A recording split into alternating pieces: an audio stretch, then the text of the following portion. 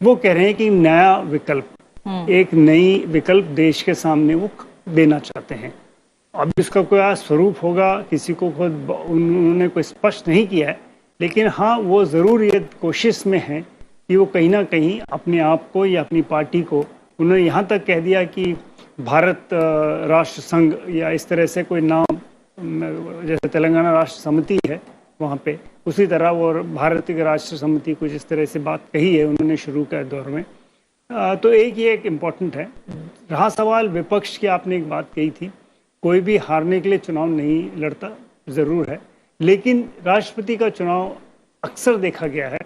अगर हम 1969 की बात छोड़ दें, कि कॉन्टेस्ट हुए हैं शुरू के दिनों में, जब 97 में जब हमने अमेंडमेंट किया था पार्लियामेंट में, संसद इसमें चुनाव में, उससे पहले कई सारे कैंडिडेट्स पर्चे भरते थे और कई लोग चुनाव में रह भी जाते थे। अब वो 97 के बाद से जब से अमेंड हुआ, जो आपने जिक्र किया, 50 MP प्रपोजर और 50 MP सेकेंडर, तो 100 MPs का एक तरह से लोगों का हस्ताक्षर लेना वो अपने में ही बहुत बड़ी उपलब्धि है। तो वो एक बात हो गई थी। तो उससे काफ़ी हद तक, जिसे कहते हैं, उस वक्त संसद में जब बहस चली थी, सरकार की तरफ से ये बात कही थी, फ्रिवलेस कैंडिडेट्स, मतलब भर देते हैं पर्चा चुनाव लड़ने के लिए। राजेंद्र प्रसाद जी के सामने भी चुनाव में लोग खड़े हुए थे, तो उसमें भी शायद किसी का 2000 मत पड़े, किसी का कुछ पड़े, अपनी अपनी रुचि से बात होती थी। ठीक उसी तरह कई दिनों में बात हुई, एक काका जोगिंदर सिंह के नाम पे बड़े मशहूर हुए, वो हर चुनाव में अपने आप उनका नामांकन आता था, तो वो भी चुनाव लड़ते थे। तो अब वो सब एक तरह से अब ख़त्म हो गया। विपक्ष की तरफ से ये बात ज़रूर है, वो एक, जैसे मैंने भी कहा और अभी कुछ देर पहले शेखर जी ने कहा, एक संकेत है और कुछ नहीं है। वो जानते हैं वो इस चुनाव में उनका कुछ उनका प्रतिद्वंदी, उनका कैंडिडेट ज़्यादा होगा, मुश्किल होगा, लेकिन फिर भी एक संकेत देना चाहते हैं। और हमेशा रहा है, आप पिछले कई चुनाव निकाल के देखिए, शायद KR नारायणन के वक्त में एक बारी हुआ था, जबकि उस वक्त की सत्तारूढ़ पार्टी जो कोएलिशन सरकार थी यूनाइटेड फ्रंट की, KR नारायणन जी का प्रस्ताव किया, तो भारतीय जनता पार्टी जो विपक्ष में थी और कांग्रेस जो कि बाहर से समर्थन दे रही थी, सब ने KR नारायणन जी का अलग से प्रस्ताव ना माना। फिर भी एक चुनाव हुआ, उसमें भी उसके बाद अगर आप आए APJ अब्दुल कलाम के वक्त, उसमें भी ऐसा हुआ कि कांग्रेस ने अलग से पर्चा भरा, लेकिन APJ अब्दुल कलाम के नाम पर उन्होंने भी स्वीकृति दी। तो और BJP की तरफ से, क्योंकि अटल बिहारी वाजपेयी जी की सरकार थी, तो उन्होंने उनका नामांकन प्रस्तावना रखी थी, तो वो चुने गए थे। उस वक्त भी चुनाव हुआ और उस वक्त क्या विपक्ष मान के चलिए, लेफ्ट पार्टीज ने कैप्टन लक्ष्मी सहगल का नाम रखा और वो चुनाव लड़ी। ठीक है, बहुत ज़्यादा वोट, 1 लाख के आसपास उन्हें शायद वोट मिले थे, हारना उनका तय था, लेकिन एक सांकेतिक, जिसे कहते हैं, सिंबॉलिक होता है ये, और वही चीज़ आज हमारे सामने होने को आ रही है। बिल्कुल, जैसा आप भी कह रहे हैं कि कोशिश यही होती है कि राष्ट्रपति पद के लिए जो चुनाव हो,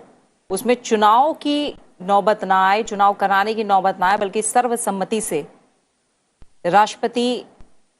पद के लिए किसी उम्मीदवार का चयन हो। और ये सीधी तस्वीरें आप देख पा रहे हैं नामांकन प्रक्रिया को लेकर, राष्ट्रपति चुनाव को लेकर। आज एक अहम पड़ाव का दिन, आज विपक्ष के उम्मीदवार यशवंत सिन्हा अपना नामांकन दाखिल कर रहे हैं। और ये जो तस्वीरें आप देख रहे हैं,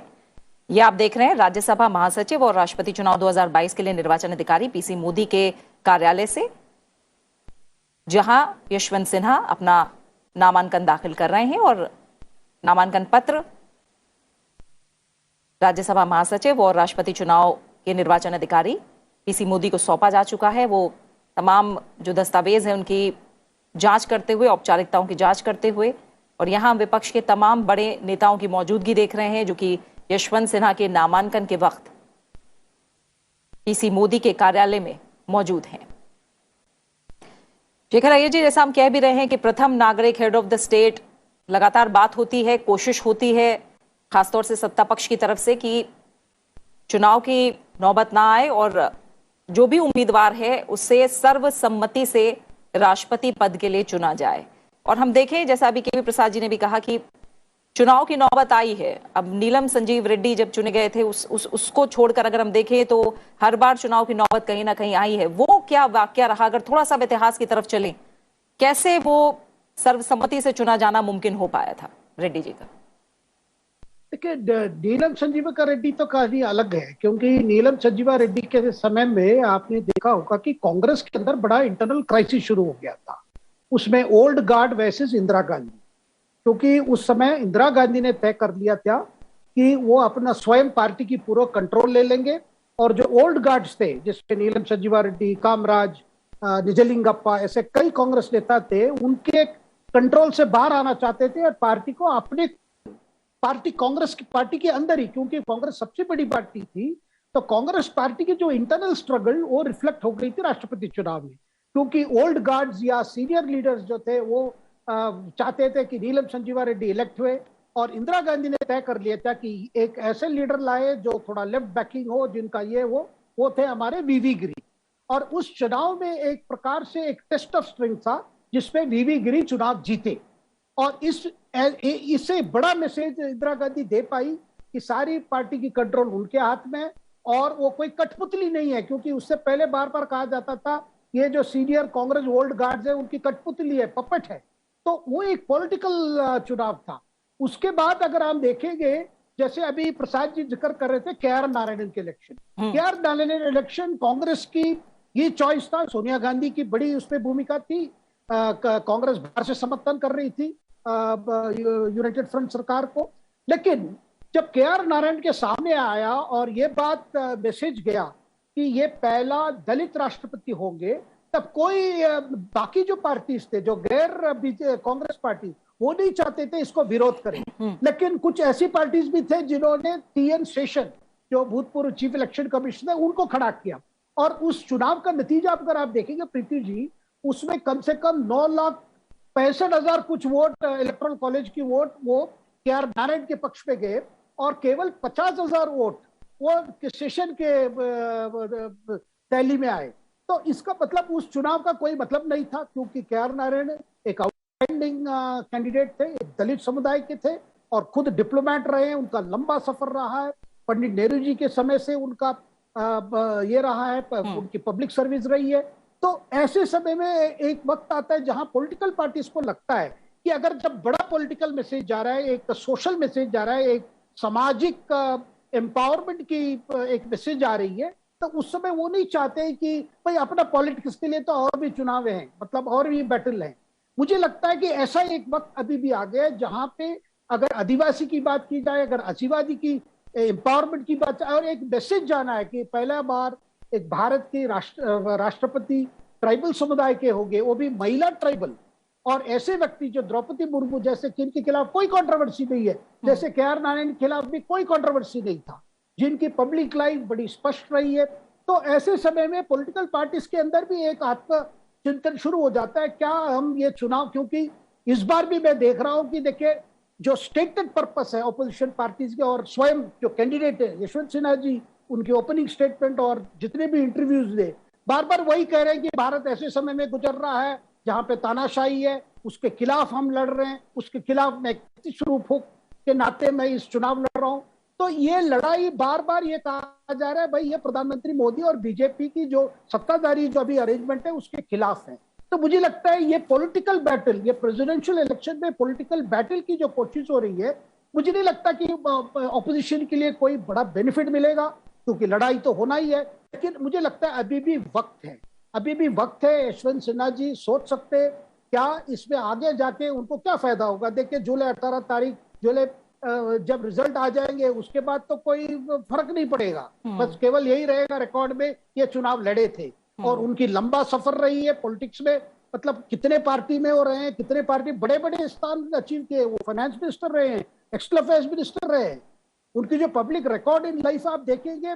अच्छी, मतलब बहुत उसमें अचीवमेंट्स है। तो ऐसे समय मुझे लगता है कि हो सकता है एक अपील दोबारा हो जाए कि भाई पार्टी तय करे, चुनाव तो चलेगा, राजनीति के लिए कई अखाड़े जहां आप लड़ सकते हैं अपनी लड़ाई, लेकिन इस वक्त जब एक हिस्ट्री बनने जा रही है, द्रौपदी मुर्मू जैसे एक आदिवासी महिला राष्ट्रपति बनना जा रहे हैं, मुझे लगता है कि समय आ गया कि हर पार्टी को सोचना चाहिए कि राजनीति लड़ाई हर क्षेत्र में नहीं होनी चाहिए। प्रीति जी, यानी राजनीतिक तौर पर इस मुकाबले को नहीं देखना चाहिए, खासतौर से राष्ट्रपति पद का जो चुनाव है उसे कहीं ना कहीं राजनीतिक परिदृश्य से अलग रखा जाए वही बेहतर होगा। और केवी प्रसाद जी, जैसा अभी शेखर जी कह रहे हैं कि अभी भी वक्त है, हम नामांकन होता देख रहे हैं और एक तरह से देखें कि जब द्रौपदी मुर्मू का नाम सामने आया तो हमने देखा उस नाम के साथ जो गैर एनडीए दल थे उनकी तरफ से भी किस तरह का समर्थन देखने को मिला। और यही कहा गया कि जिन लोगों ने देश के विकास के लिए अपना जंगल खोया, अपना घर खोया, अगर उनमें से निकला कोई व्यक्ति बिना विवाद के राष्ट्रपति बने तो देश में एक अच्छा संदेश भी जाएगा। और कहीं ना कहीं हम देखें कि दलितों की आवाज के लिए हम जाहिर तौर पर डॉक्टर भीमराव अंबेडकर को याद करते हैं। और अब हम देखें तो राजनीतिक प्रतिनिधित्व